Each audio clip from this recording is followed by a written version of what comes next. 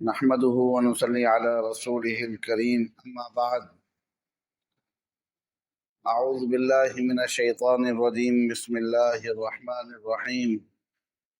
يا أيها الذين آمنوا لا تأكلوا أموالكم بينكم بالباطل. صدق الله العظيم.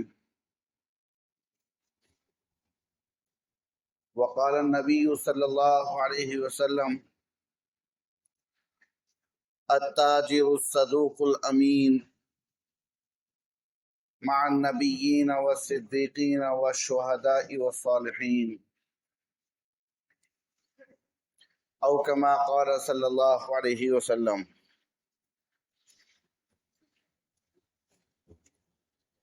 میرے محترم بزرگ دوستوں، پچھلے چند ہفتوں سے بات چیت چل رہی ہے اس موضوع پر کہ اسلام کسے کہتے ہیں، اسلام کیا ہے. تو اس سلسلے میں عرض یہ کیا گیا تھا کہ سب سے پہلے تو اللہ کی ذات کے اوپر یقین کرنا اور محمد صلی اللہ علیہ وسلم کی رسالت کے اوپر ایمان لانا، پھر اس کے بعد نماز، زکوٰۃ، رمضان، حج. اور پچھلے ہفتے عرض یہ کیا گیا تھا کہ اپنی زندگی میں اللہ کا خوف اور اللہ کا دھیان پیدا کرنے کی کوشش کرنا، یہ بنیادی تعلیمات میں سے ہے، اسلام کے بنیادی حکموں میں سے ہے. اس کے بعد پھر عرض یہ ہے کہ اسلام اپنے ماننے والوں کو اس بات کا بھی حکم دیتا ہے کہ وہ اپنے معاملات کو صاف ستھرا رکھیں، اپنے معاملات کو صاف ستھرا رکھیں کہ ان کی کمائی، ان کی تجارت میں کوئی حرام کی آمیزش نہیں ہونی چاہیے. وہ کسی کے ساتھ معاملہ کر رہے ہوں تو صاف گوئی کے ساتھ کریں، کسی کو کوئی چیز بیچ رہے ہوں تو بالکل صفائی کے ساتھ بیچیں، اس کے اندر کوئی عیب ہو تو اس عیب کو نہ چھپائیں، اس سامان کو بیچنے میں کوئی جھوٹ کا سہارا نہ لیں، کہ اپنی آمدنی کو حلال بنائیں، اپنی آمدنی کو حلال بنائیں، نہ سود کا کام کریں، نہ رشوت کا لین دین کریں، کہ کسی بھی چیز کا اس میں جو ہے آمیزش نہیں ہونی چاہیے، کسی بھی چیز کی اس میں آمیزش نہیں ہونی چاہیے کہ سود کا لینے والا، سود کا دینے والا، سود میں تعاون کرنے والا، سود کے کاروبار کو لکھنے والا، سب کے اوپر اللہ کے نبی علیہ السلام نے لعنت فرمائی ہے.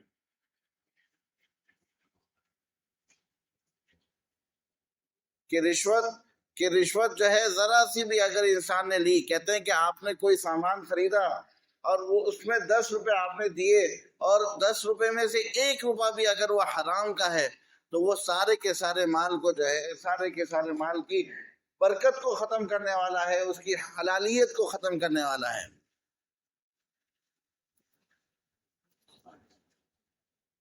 کہ انسان کو اتنا جو ہے اپنی آمدنی کے اوپر دھیان رکھنا ہے،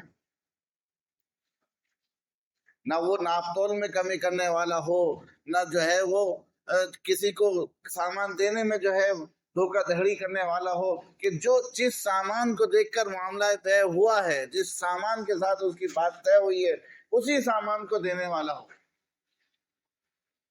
کہ جتنا طے ہوا ہے اتنا ہی دینے والا ہو، ہاتھ کی صفائی کے ساتھ کمی زیادتی کرنے والا نہ ہو.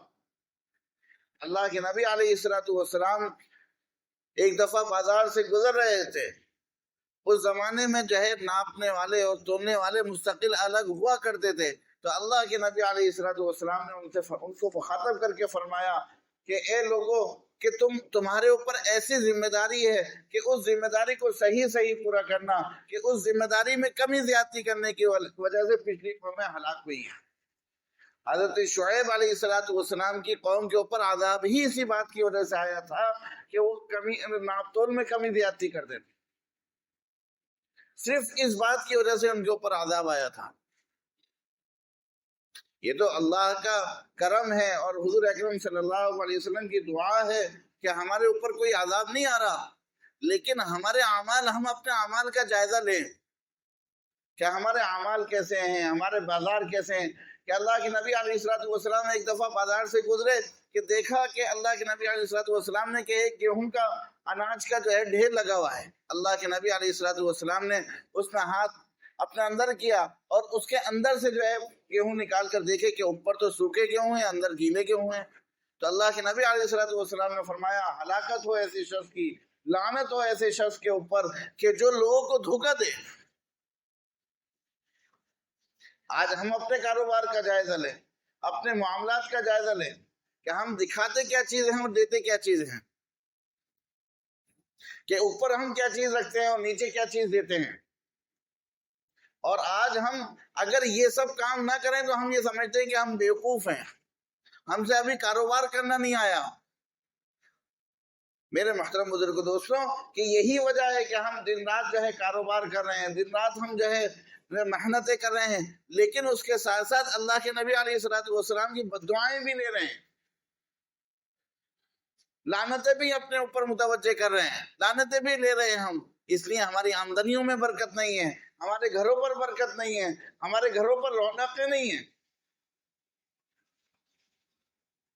کہ ہم خوب پیسہ کما رہے ہیں، خوب آمدنی ہماری ہو رہی ہے، لیکن برکتیں نہیں ہو رہی، پریشانیاں نہیں ختم ہو رہی. کہ ایک پریشانی جاتی ہے دوسری پریشانی آ جاتی ہے، ایک بیماری ختم ہوتی ہے دوسری بیماری آ جاتی ہے، ایک کو شفا ملتی ہے دوسرا بیمار ہو جاتا ہے. یہ سب چیزیں ویسے ہی نہیں ہو جاتی. ہر چیز کے پیچھے ایک وجہ ہے، ہر چیز کے پیچھے اللہ کا ایک نظام ہے. کہ اگر کوئی آنکھوں والا اس چیز کو دیکھتا ہے تو وہ سمجھتا ہے، اور کوئی اندھا ہوتا ہے، غافل ہوتا ہے، اپنی زندگی سے بے نیاز ہوتا ہے، وہ ان چیزوں کو سمجھ ہی نہیں پاتا. یا ایھا الذین آمنوا لا تأکلوا اموالکم بینکم بالباطل، کہ اے ایمان والو آپ آپس میں ایک دوسرے کے مال کو باطل اور ناجائز طریقے سے مت کھاؤ. کہ چیز جو ہے معمولی سی ہے، ہم اسے جو ہے دیکھ رہے ہیں کہ یہ اس کے اندر سمجھ نہیں ہے اور یہ جو ہے سیدھا سادہ سا ہے، اس کے پاس پیسے، ہم اس سے زیادہ کی قیمت سے لے لیں گے. آپ اس سے زیادہ کی قیمت لے سکتے ہیں، لیکن اس سے آپ کو کوئی فائدہ نہیں ہوگا، آپ لعنت کے مستحق ہوں گے، آپ جو ہے اللہ کی اس کی برکتوں سے محروم ہوں گے. وَيْلٌ لِّلْمُطَفِّفِينَ الَّذِينَ إِذَا اكْتَالُوا عَلَى النَّاسِ يَسْتَوْفُونَ وَإِذَا كَالُوهُمْ أَو وَّزَنُوهُمْ يُخْسِرُونَ. کہ ہلاکت ہو ایسے لوگوں کے لیے جو تولتے ہیں تو کم تولتے ہیں. قرآن کریم کہہ رہا ہے ہلاکت ہو ایسے لوگوں کے لیے جو تولتے ہیں تو کم تولتے ہیں. اور یہ ایسے لوگ ہیں جب خود مال خریدنے کے لیے جاتے ہیں اس وقت پورا تولتے ہیں، پورا وزن کرتے ہیں. یستوفون، اس وقت تو پورا وصول کریں گے. کہ تولنے کے، بیچنے کے باٹ الگ ہیں، خریدنے کے باٹ الگ ہیں، الگ الگ باٹ بنا رکھے ہیں. کہ اللہ کے نبی علیہ الصلوۃ والسلام کی لعنت، قرآن کریم ان کے اوپر لعنت کر رہا ہے.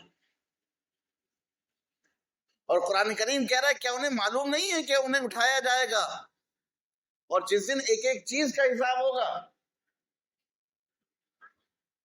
ایک ایک چیز کا حساب ہوگا. اللہ کی نظروں سے، اللہ کے علم سے کوئی چیز باہر نہیں ہے. ہم یہ سوچتے ہیں کہ جو ہے خاموشی کے ساتھ ہم پڑھنے میں کوئی چیز رکھ دیں کہ گراہک کو پتہ نہ چلے. ہو سکتا ہے گراہک کو نہ پتہ چلے. ہم صفائی کے ساتھ اس کے مال میں کچھ چیز ملا دیں، وزن پورا کر کے دکھلا دیں اسے، ہو سکتا ہے کہ اس لینے والے کو پتہ نہ چلے. لیکن اللہ کو ساری چیزوں کا علم ہے، اللہ کو ساری چیزوں کا علم ہے. لے جانے والا لے جا رہا ہے، لیکن ہم اپنے لیے آگ جمع کر رہے ہیں، ہم اپنے لیے لعنتیں جمع کر رہے ہیں، ہم اپنے لیے جو ہے حرام مال کو اکٹھا کر رہے ہیں.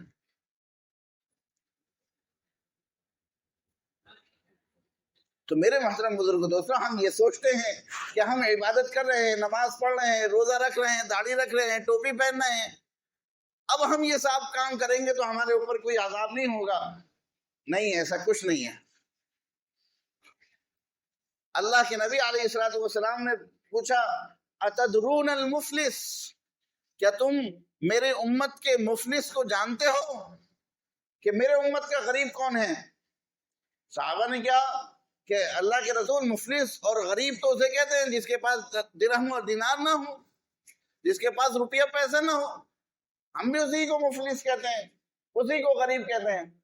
تو اللہ کے نبی علیہ الصلوۃ والسلام نے فرمایا کہ میری امت کا مفلس وہ شخص ہے جو بہت ساری عبادتیں لے کر آئے، خوب نمازیں لے کر آئے، خوب تسبیحات لے کر آئے، خوب جو ہے روزہ رکھ کر آئے، خوب تلاوتیں کر کر آئے، خوب حج کر کر آئے، عمرہ کر کر آئے، لیکن اس کے ساتھ ساتھ اس نے معاملات میں کمیاں کی ہوئی، کسی کی ڈنڈی ماری ہوئی ہے، کسی کی زمین ہڑپی ہوئی ہے، کسی کو گالی دی ہوئی ہے، کسی کا مذاق اڑایا ہوا ہے، کسی کا حق مارا ہوا ہے، کہ اس دن اس نے جو کام کیے تھے ان کاموں کی جو ہے کسی کا حق مارا تھا، اس کا حق دلوایا جائے گا۔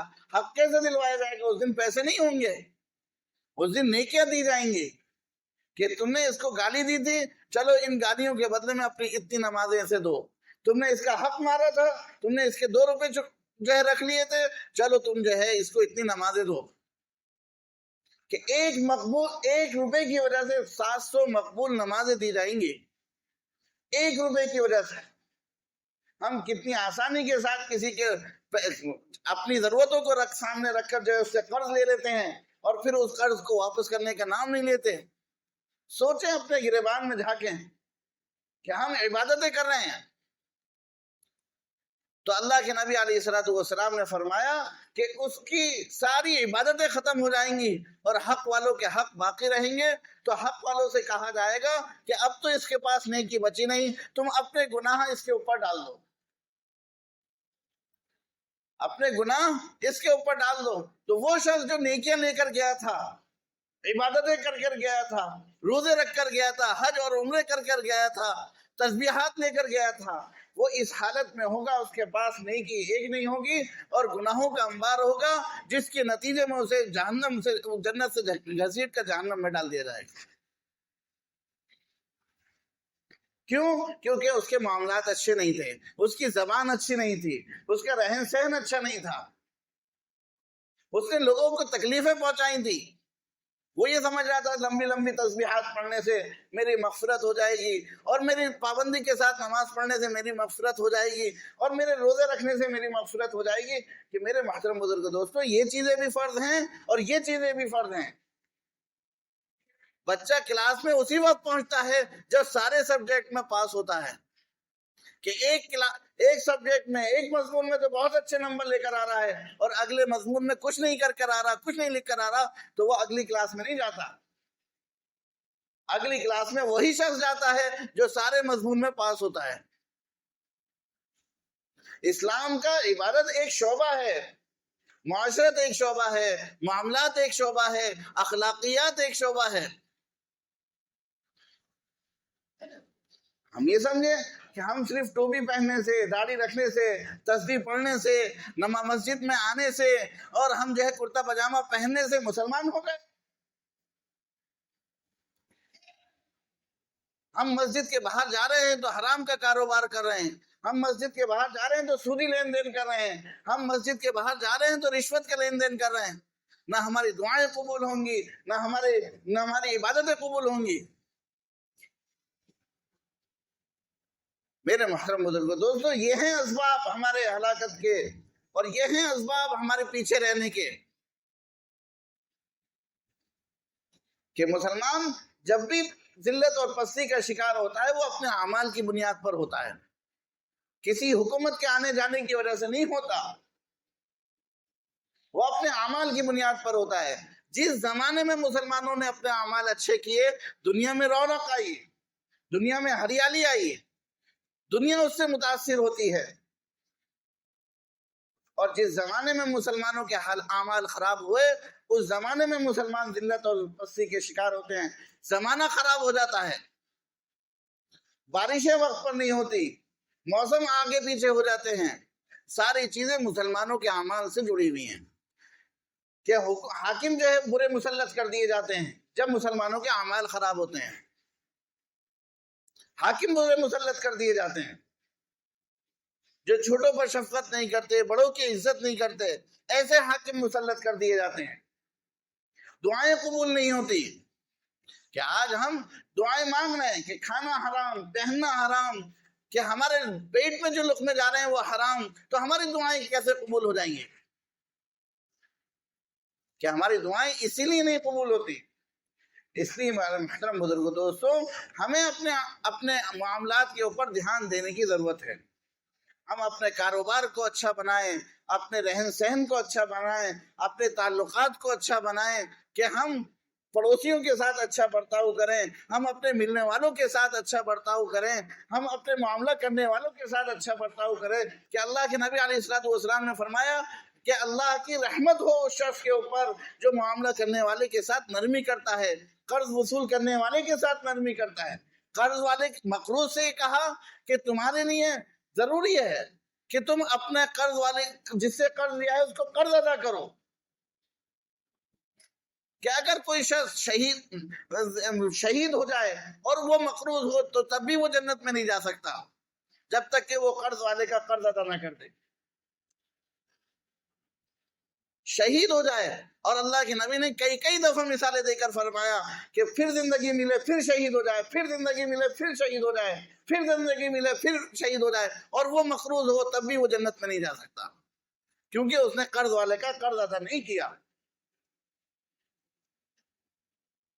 اور ادھر اللہ کے نبی علیہ الصلوۃ والسلام نے یہ فرمایا کہ آپ نرمی کیجئے، قرضہ وصول کرنے میں نرمی کیجئے. کہ اللہ کے نبی علیہ الصلوۃ والسلام نے دونوں تعلیمات دی ہیں، دونوں کا احکامات دیے ہیں کہ اگر وہ اسلامی تعلیمات کی بنیاد پر قرضہ وصول نہیں کر رہا، تو قرضہ وصول کرنے میں سختی نہیں کر رہا، تو اس کی سختی اور اس کی نرمی کا ناجائز فائدہ نہیں اٹھانا چاہیے.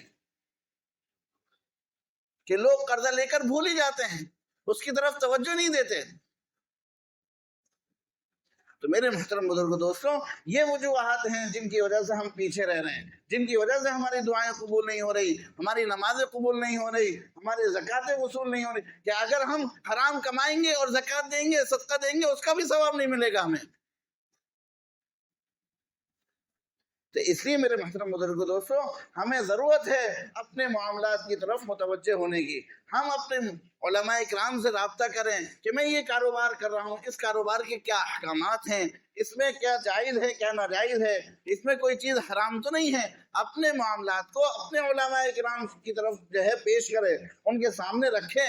اور اگر علماء کرام نہیں ہیں تو کتابوں کا مطالعہ کریں. اللہ کا شکر ہے کہ ہم پڑھے لکھے ہیں، اس موضوع کی کتابیں لیں، اس موضوع کے متعلق پڑھیں کہ اس میں کیا حلال ہے کیا حرام ہے. اللہ تبارک تعالیٰ کہنے سننے سے زیادہ عمل کرنے کی توفیق نصیب فرمائے. آمین. وآخر دعوانا الحمدللہ رب العالمین.